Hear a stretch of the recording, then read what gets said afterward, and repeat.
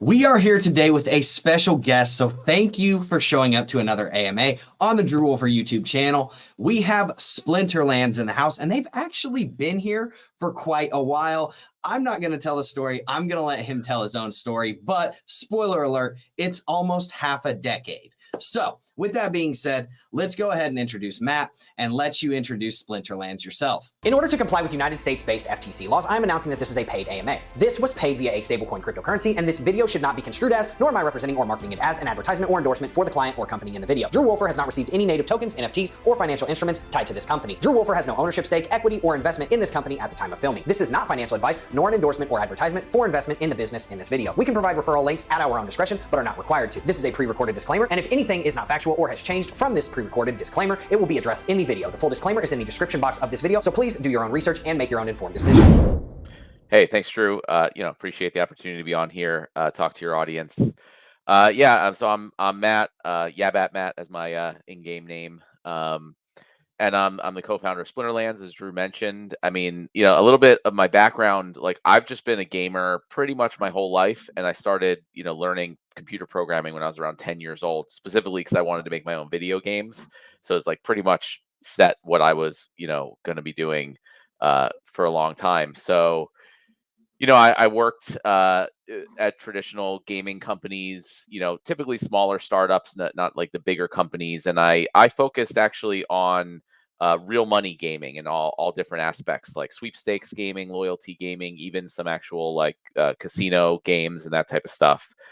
So I was very focused, not just on building the games, but on design and on like real money game economy design. And so in around 2017, when I really started to learn about digital assets beyond just Bitcoin and kind of everything you could do on platforms like Ethereum, it was sort of like a no-brainer to me.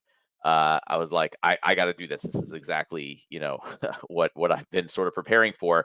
And on top of that, I've been a huge fan of trading card games. Specifically Magic the Gathering since I was pretty young, which is similar to like, Pokemon or Yu-Gi-Oh or whatever. And I still have, a almost complete collection of beta Magic the Gathering cards, from when I was younger. And I still buy and sell, and trade them a bit almost 30 years later. And then as I got into games like Hearthstone or MTG Arena, I really like those games as well.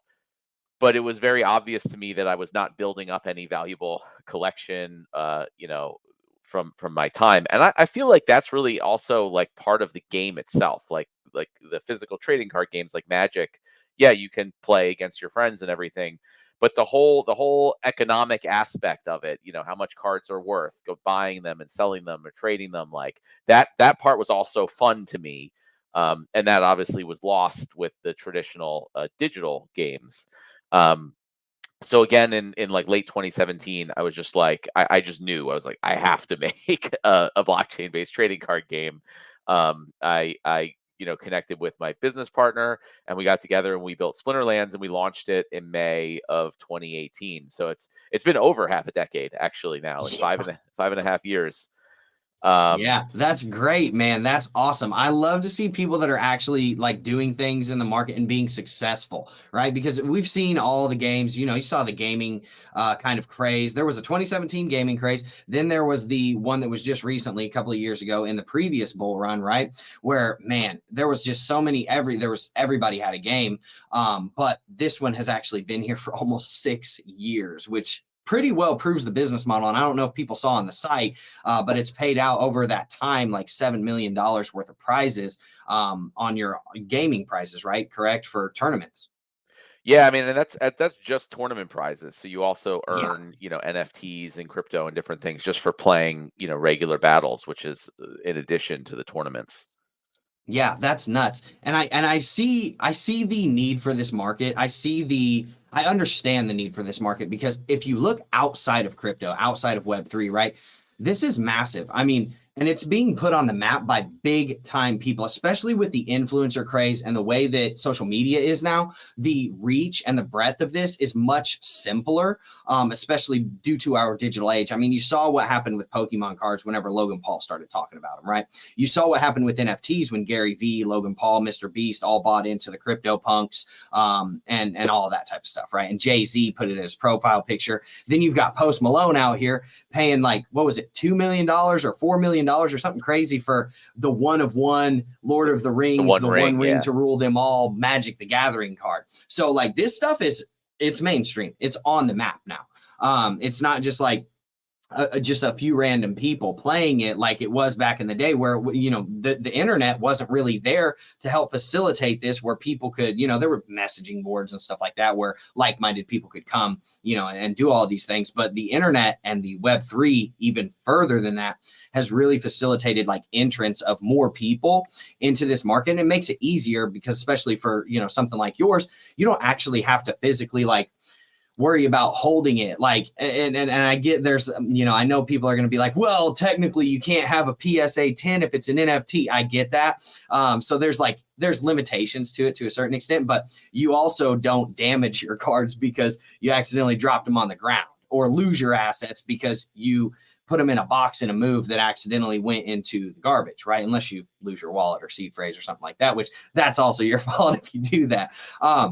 So that's kind of like what sparked Splinterlands. So can kind of walk us through what the actual game is, right? How do people participate, and how do people like earn, like generate income, and is it speculative? And obviously you have tournaments and things of that sort that have to do with skill and strategy and things of that sort, but just kind of give us a brief overview of exactly what Splinterlands is, and like what people do inside of that ecosystem and community during, you know, participating in these types of things. Yeah, definitely. I'll start with a little like how the game itself works and the thought process behind it, and then I'll get into like how you can actually participate and earn value. So again, one of the sort of unique things in the space about Splinterlands is it's not just like a clone of Hearthstone or something. I feel like a lot of Web3 games, we just take a existing popular game, you basically make a copy of it, throw in some NFTs, and call it a day. Since That's the I've been crypto special. yeah, Work somebody else's stuff, throw your logo and name on it, call it yours, right? yeah. With Splinterlands though, since I've been a game designer and developer most of my life, this was a game concept that I had for a long time before I knew about crypto, and then this was just really the opportunity to go and build it. And the idea was that, like in games like Magic or Hearthstone or Pokemon, like a lot of times, in order to be competitive, you just have to go online and look up what the best decks are, you know, the meta decks, and then you just play those over and over and over. And I kind of got bored of that relatively quickly. So a while ago, I had this idea that was like, would it be cool if there was a trading card game where the rules change every single match that you play? So you can't pre-construct a deck. You have to like the skill is really on picking the cards on the fly better than your opponent based on these random rules that come up. So that's the concept behind Splinterlands. So in Splinterlands, you don't pre-construct a deck of your cards. You look for a match first. You get matched up with an opponent, and then you get a random, it's all generated based on unpredictable blockchain data, so it's provably fair, but you get these pseudo random parameters for the game that we call rule sets. So it could be something like there's no healing is allowed in this battle, or you know, the speed stat is reversed, so lower speed goes first when normally it's higher speed, or certain cards can't be used. There's like millions of combinations of these different rules that can come up, and then you and your opponent Are have you using like chain links oracles to do this? We're not. So everything that we have is our own custom built system. Again, 'cause, like, we launched Nice. in 2018. There were no Chainlink oracles. There were nothing. That system No also has doubt. a lot of benefits that we can get into, you know, if we have time. Yeah. But it works similarly, I guess, Okay. in concept. So you get these random rule sets and parameters for the battle, and then you and your opponent have 2 minutes at the same time to go pick your cards, and you don't make a deck that gets shuffled. You actually position them exactly on the battlefield, and the position, you know, matters for how they can perform and what they can do. And then after that 2 minutes is up and you both submit your team, it's an auto battler. So the battle plays out automatically based on the rules of the system. So also the battles are very quick. It's like 2 to 3 minutes for the entire thing. But the skill involved is is all about, in those 2 minutes, how well do you know what cards to put where based on these random rules for that match? And it's not only how well do you know it, you also have to have the cards, right? If you know Yep. what cards to put, but you don't have those NFTs, it's not going to matter. So it's a combination of owning the assets and the skill to know like when to put them where and try to anticipate what your opponent's going to do in order to get a win. So I think it's actually it's a pretty neat and cool game concept. Our current player base seems to really like it. And that's the core of how to play. And then the second part is how do you actually get involved? How do you earn? How do you participate? So I look at it less in like how much money can I take out every month of the ecosystem, and more like how do you grow value over time. So Yep. similar to me playing Magic the Gathering when I was a kid, I wasn't looking at like how much am I earning every month. I was playing the game, I was having fun, I was getting these assets, and then over some number of years I was like, wow, I have this really valuable collection now. And that's sort of what makes Splinterlands also sustainable over a long period of time. It's not these like Ponzi-nomics you see in a lot of games. If everyone's coming in just trying to take out more money than they put in every month, that's going to fail. Rather, instead, this is more about like building up value over a long period of time, and you can do that in a number of ways. I mean, the most obvious way is you buy cards, right? And the game cards, the NFTs, you use them to battle, and then you earn new NFTs. There's NFTs cards that you can only get through battling. You can't buy them on the market. Um, Okay. and then you can also we have some cryptocurrency tokens. So the NFTs you use them to play. They gain you value over time when you use them. Um, and every single set of cards we put out has a specific limited quantity, and the cards are also extremely Nice. deflationary. So anyone who's played like Magic or Pokemon, they buy these packs, and they typically get like 14 crap cards that they already have and like one good card. And I'm sure My like son complains about it all the time. Trust me. yeah, and I have boxes and boxes of these worthless duplicates in my basement. So in Splinterlands, being a digital game, if you get a duplicate of a card you already have, you can combine them together, and then they level up and they get better and better stats in the game. So That would be nice. Yeah, that's awesome. That's Web3 at its finest, man. Stuff like that you can do.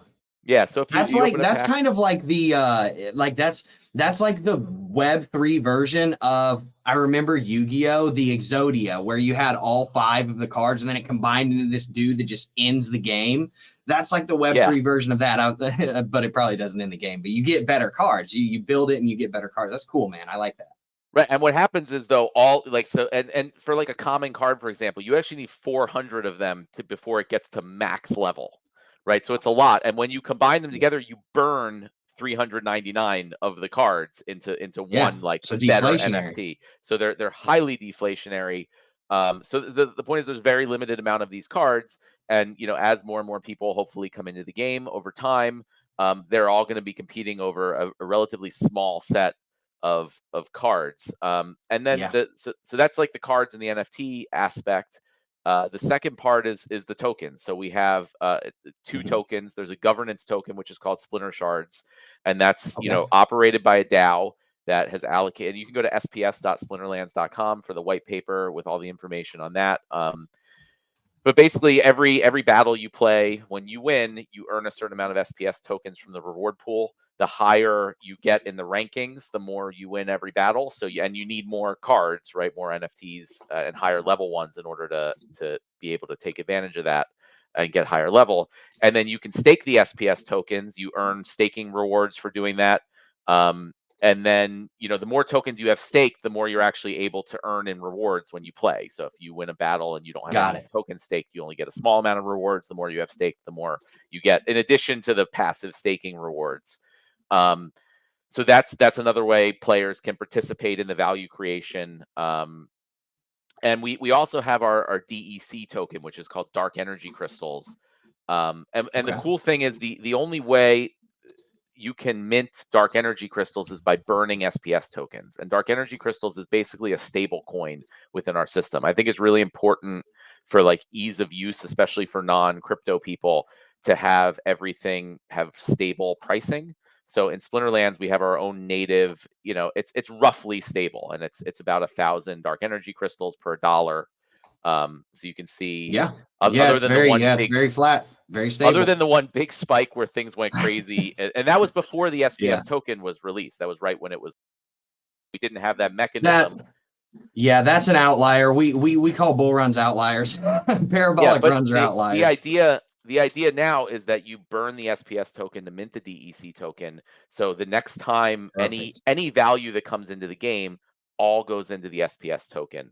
And the I DEC like token that. just, The tokenomics are pretty sound on this. yeah. Yeah, that's a you guys thought through this. It's very methodical, you can tell, especially with the deflationary assets, the way that you structure the tokens, the way that you structure the tournaments and things of that sort, and the way that people can earn. Yeah, I like that. And let's be real, the proof is in the pudding. You've been here for almost 6 years. So if it was going to fail like immediately, it would have, right? So it's clear that you methodically thought through the tokenomics and the economics behind this. So that's awesome. Yeah, no, I appreciate it. And a lot of people say, well, it's been around for so long, everyone wants to get in early at the beginning. So the interesting thing is I actually feel like this is very early in a sense, because I feel like we've sort of spent the last 5 years just figuring out how to do things the right way. We've, tried things didn't work, some did work, whatever. And we finally got it to this position where I feel like we have a really solid foundation for everything. And over those years, we've never really done much promotion or marketing. And our Mhm. onboarding experience definitely needs a lot of work. It's like such an overwhelming ecosystem. The new players coming into the ecosystem right now, it's like really Yeah. hard to get your bearings and like understand all this. So a lot of people don't stick around. So our literal like main focus for this year is improving our onboarding experience. So when people come in, they're like easily taken through and are able to understand all this stuff. And then we're going to go out and do like serious marketing and promotional efforts. So, the reason Yeah. I'm talking to you and things like this right now is because there is an opportunity for the people who will take the time to go learn it and understand it now to get in before we make it easy to do, and then we start Yeah. pushing it heavily. So that's kind of where the opportunity is, in my opinion. Yeah, and let's be real. There's levels to early, right? There's being the person that invents it, right? There's like the early adopters, which would be essentially like the seed funds or the seed investors and stuff like that. Then there's the early adopters of the actual tech, right? The people that are using it, right? The token holders. But let's just be real. Magic the Gathering's been around since 93. We're talking Yeah. 30 years. And if you would have been getting into Magic the Gathering within 5 to 6 years of it actually being invented and launching, look at where those cards would be worth now. You could have been the guy that sold the $4 million card to, and I know there was only one in the world and it came way later, but sold it to Post Malone. Same thing with Pokemon. I think Pokemon was like 96, right? So, this thing's been around for almost 30 years as well. So it's really comes down to, okay, if you want to be early, we get it 100%. But what it comes down to is, can you foster a community, right? And can that community help project you into that growth mode, right? Which is exactly what you're trying to do right now. You fostered the community, you've built the tech, you have the game out, right? You have the model working, the tokenomics are there, right? This is all about keeping the community growing and letting the community help you grow along the way. So in the grand scheme of things, it's been here for 20% of what some of these other ones have, like Magic the Gathering. So yeah, I think technically people could still be very early, right? Yeah, and from a risk perspective, also, like the risk is much lower. Clearly, we're not going anywhere, no matter what Yeah. happens. Clearly, it's not a rug pull. And Yep. then the risk that also we get it wrong at this point. Like I feel like most of the things we could have gotten wrong, we've already gotten wrong and moved past Absolutely. them. So, yeah, Yep, absolutely. So if there's anything that you kind of didn't cover, right? So let's talk about the tournaments, because that's like one of the ways that people earn, right? So let's talk about the tournaments and what they mean, and like how people participate in those. How often do they happen? And then if there's somebody that's like, you know what, I see this as a good opportunity, I'm not necessarily going to play the game. Do you think that this could be something good for them to get into as well, from, and just in your perspective, from your perspective and your opinion, from just, owning those assets, those NFTs and basically the trading cards, for the long term, right? Yeah, definitely. So the tournaments themselves, they're for the more serious players. So if you're, Yep. if you want to get into the tournaments, there are tournaments that run multiple tournaments every day. The majority of the tournaments are sponsored by the DAO, and the prizes are SPS tokens. Um, and there's all different levels of tournaments. So depending upon the levels of the assets you have, but you are going to need to learn how to play very well and get the assets that you need in order to participate and do well in the tournaments. But that's obviously a big area of earning opportunity. But one of the cool things about our tournament system is that anyone can create a tournament. So Oh, it's also like we've had other crypto projects, even non-crypto projects that sort of want to mhm. promote to our audience, go and create a tournament, and they can just put whatever they want as prizes, even sometimes like physical things where they ask the winners for their shipping address or whatever. It's all ahead of time, clear like what you need to do and what the prizes are. But it's a great way for like other companies or cryptos or whatever it is who want to promote to the Splinterlands audience to do it. And the Splinterlands community benefits because just more prizes available for people who have Splinterlands cards and play the game. So tournaments are a great Yep. option for the more serious players. And for people who don't have time to play video games, which I totally understand, it's also a great opportunity for a lot of reasons. I mean, one, you have the opportunity you can purchase all the assets. You can get SPS tokens, you can stake them, you can buy cards. Um, and you will benefit as more people come into the game to play because they'll be fighting over your limited assets, right? Yep. But there's even cool things you can actually rent out cards. So if you have cards that you're not using to play with, there's a very active rental market. I think there's over 1 million cards right now that are actively being rented. Um, Really? yeah, so Hmm. there's a lot of players who play a lot and who are good at the game, but don't have enough money to actually purchase the assets, and they're able to rent a full collection of assets for maybe a few dollars a day or something. Um, and if they can earn more than that, right, they profit from it. And so Yeah. that's a way card holders who don't use the game can earn a passive income while still holding on to their assets in order to Yeah. try to take advantage of the price Yeah, it's like appreciation. owning a rental property, except for it's a card game on the internet. It's the Web3 version of renting things out. Yeah, no, I like that. That's cool, man. And it's trustless, right? So it's like you were talking earlier Yeah. about like, destroying you don't want to lend someone your Magic the Gathering card because they might lose it, run off with it, spill something on it, whatever. This is, as the owner, the card is always in your wallet, and you're basically giving permission for another wallet to use that card in battles, Mhm. but that's it. So you can take Yeah. that back at any time. It's always yours and under your control. Perfect, man. Yeah, everybody loves non-custodial, man. Everybody loves non-custodial. That's like the big key term right now. So whenever you rent that out, does it actually go into the person's wallet through a smart contract, or does it just say, "Hey, here's a placeholder. This guy has the right to use this, even though it's still technically in my wallet, the owner's wallet." Yeah, that's right. So it stays in your wallet. It's always 100% in your wallet. It's just like an Perfect. indicator on an Yep. NFT in this case of what wallet is able to play with the card versus. So it's a Got it. separation, being able to play with the card versus owning the card. Sometimes, often they're the same, but they can Yep. be listed separately.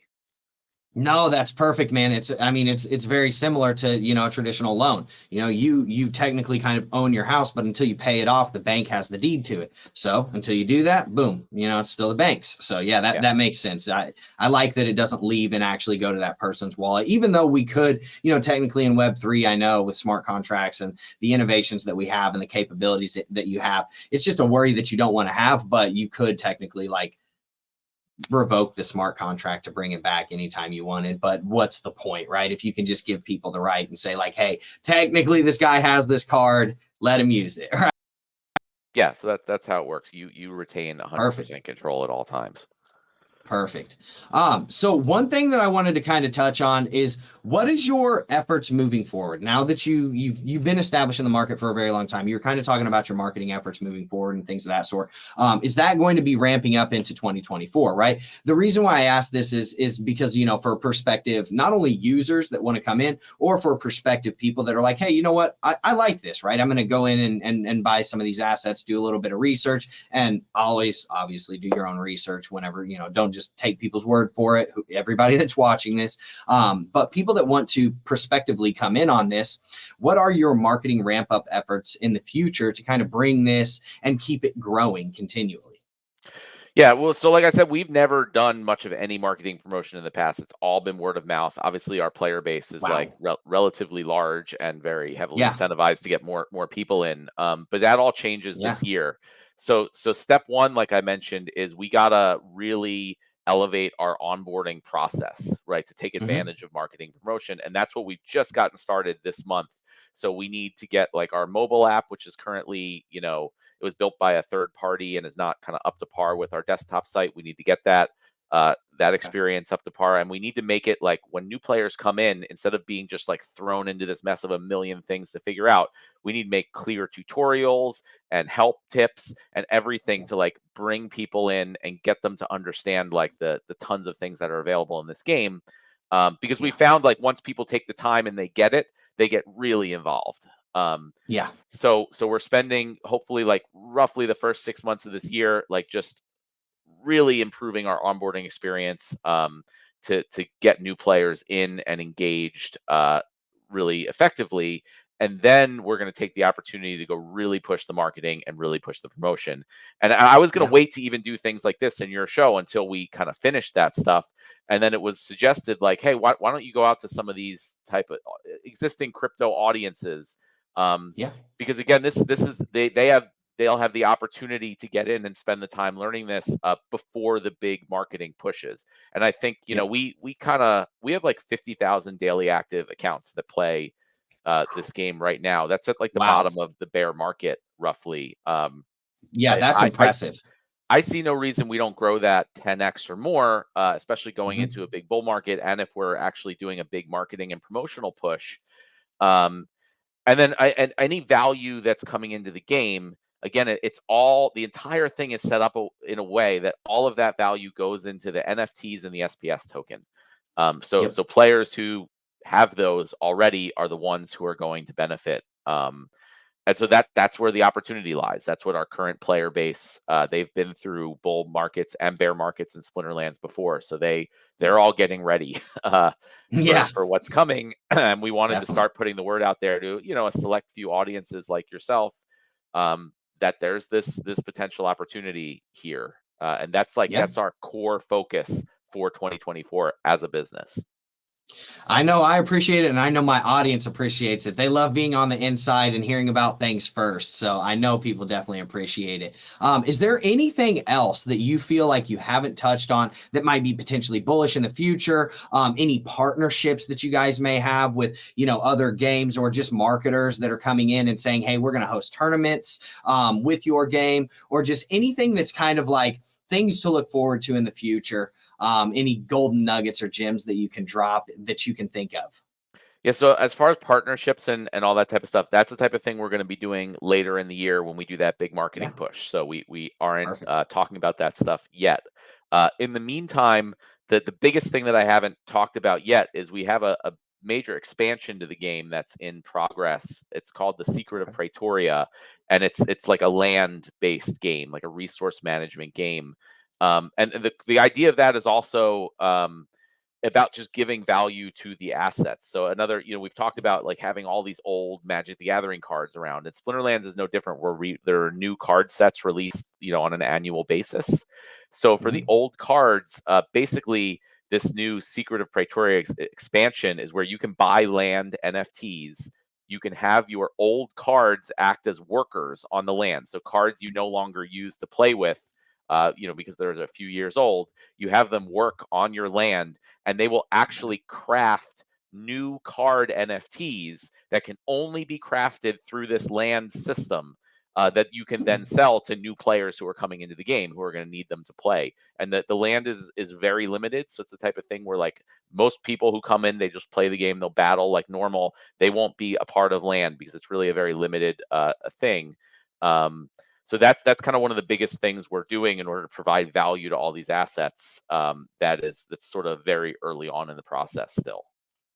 I like it, man. Continual innovation. That's the key to a good company, is always coming out with continual innovations that bring in new people that also can generate people, more money and things of that sort. So, man, I think that's great. I really like I understand real estate at a pretty finite level. So I really like the land portion of it, where it's like, you have your NFTs, you have your workers, they go out, they like basically build things for you. And it delivers value in the sense that you can sell it and you can actually generate income off of it. I'm sure there's going to be a lot of people that are out there almost being like online real estate and like manufacturing moguls that'll come in and they'll rent out their land, or they'll start producing things on their land and selling them for income and things of that sort, like virtual businesses, Web3 style, baby. This is what Web3 is all about, man. And I'm going to be honest with you, the NFT market, this is exactly the type of thing that it was meant for. I've made like multiple videos in the past talking about NFTs and what NFTs actually should be used for. And in my opinion, at least, they should be used for things like this, like collectibles and trading, and then also used as placeholders for things. I mean, even your car title, your house note, contracts and things like that sort, deeds and things of that sort could be these NFTs, right? And so, all the way down to your will and testament could be housed in an NFT in a smart contract. So, just these are the types of things that we're actually utilizing Web3 for properly. And I enjoy having people on my channel and delivering, things like this to my audience, that people are actually doing those things that I've talked about previously, and thus proving the Web3 and kind of that online business model of blockchain. So yeah, that's great, man. I really appreciate you coming on the channel. If you don't have anything else, obviously, everybody, if you appreciate Matt coming on and delivering the information, make sure you smash the like button. Make sure you hit subscribe. Boom! Bang on the notification bell. If you have any questions, comment them in the relevant section. I will be sure to pass them on. And if you want to get involved in Splinterlands, you can go and check out the website. We'll put the link in the description. And Matt, go ahead and tell them where they can find you on all of your socials and things of that sort as well. That way they know where to find you. Yeah, I mean, I just say main thing is go to splinterlands.com. There's links to all the socials and everything at the bottom to take you right there. Our Discord community is like the #1 place, I'd say. So if you're interested, join there, and we'll be happy to help. Perfect. All right. Well, thank you so much for coming on the channel. We will see you guys in the next AMA. Peace.